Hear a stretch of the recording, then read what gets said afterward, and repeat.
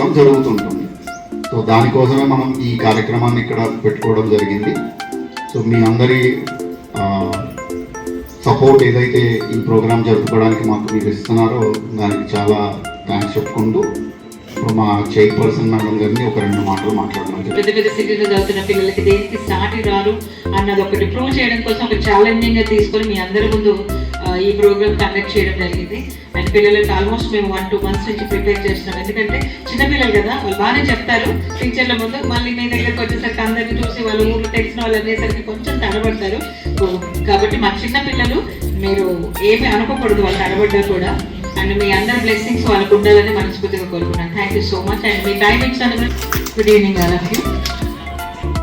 Actually ఏంటంటే ఇది pan India లెవెల్లో కాంపిటీషన్ ఉంటుంది. ఇంతకుముందు చేసాం, అంటే కొంతమంది పిల్లలు ప్రైమరీ లెవెల్ అనేది ఫస్ట్ క్లాస్ నుంచి 5th క్లాస్ వరకే ఉంటుంది. వాళ్ళ ఇంట్లో పిల్లలకు ఒక టాపిక్ ఇస్తే వాళ్ళ పేరెంట్స్ ముందు, నైబర్స్ ముందు, సిబ్లింగ్స్ ముందు చెప్తే అది వీడియో తీసి పేరెంట్సే మాకు పంపించేవాళ్ళు. బట్ అంత క్లారిటీ రాకపోయేది. సో అందుకనే ఇది క్యాష్ అవార్డ్స్ ఉంటుంది. ఆల్మోస్ట్ వాళ్ళ ఇప్పటివరకు అనౌన్స్ చేసిన అవార్డ్స్ అయితే 20,000. It's not the matter of amount గురించి అని కాదు, బట్ ఇండియా లెవెల్లో ఢిల్లీలో అవార్డ్ ఫంక్షన్ ఉంటుంది, వాళ్ళే అన్ని అరేంజ్ చేస్తారు.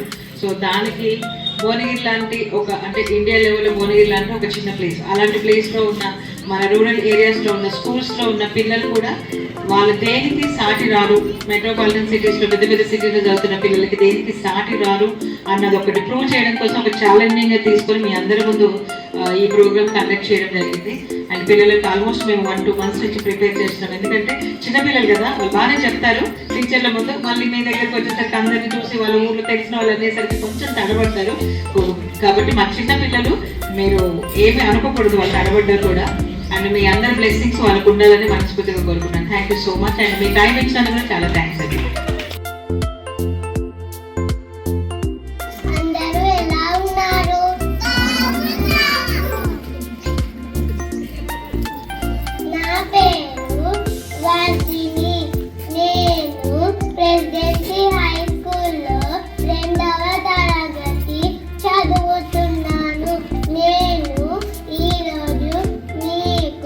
ద్విత్వాక్షరాలు, సంయుక్తాక్షరాల గురించి చెప్పబోతున్నాను. ద్విత్వాక్షరాలు ఒక హల్లుకు అదే హల్లు ఒత్తుగా చేరితే దానిని ద్విత్వాక్షరాలు అంటారు. ఉదాహరణ చుక్క.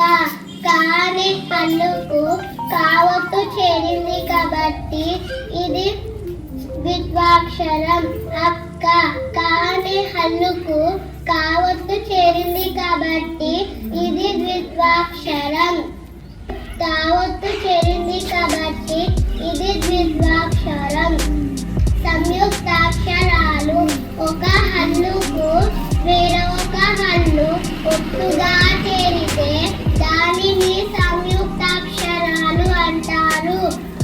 ఉదాహరణ గద్గము. దాని హల్లుకు గావత్తు చేరింది కాబట్టి ఇది రాని హల్లుకు గావత్తు చేరింది కాబట్టి ఇది సంయుక్తాక్షరం. ఇప్పుడు నేను ఈ చక్రం ద్వారా ద్విత్వాక్షరాలు, సంయుక్తాక్షరాల గురించి నేర్చుకున్నాము. ఇక్కడ దాని హల్లుకు దావత్తు చేరింది కాబట్టి ఇది ద్విత్వాక్షరం. ఇక్కడ దాని హల్లుకు తావత్తు చేరింది కాబట్టి ఇది సంయుక్తాక్షరం.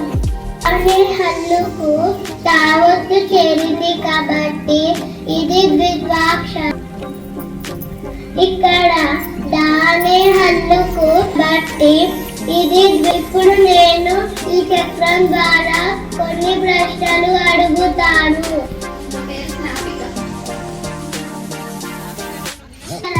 సంయుక్తాక్షరమా?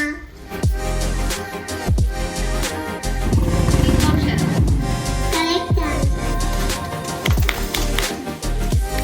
నీ పేరేమిటి? ఇది ద్విత్వాక్షరమా, సంయుక్తాక్షరమా? Wrong answer.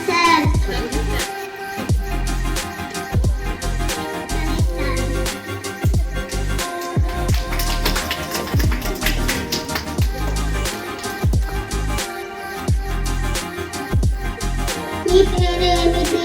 నరేష్ కుమార్. ఇది ద్విత్వాక్షరమా సంయుక్తాక్షరమా? Correct answer. పేరేమిటి? నా పేరు గోప్చ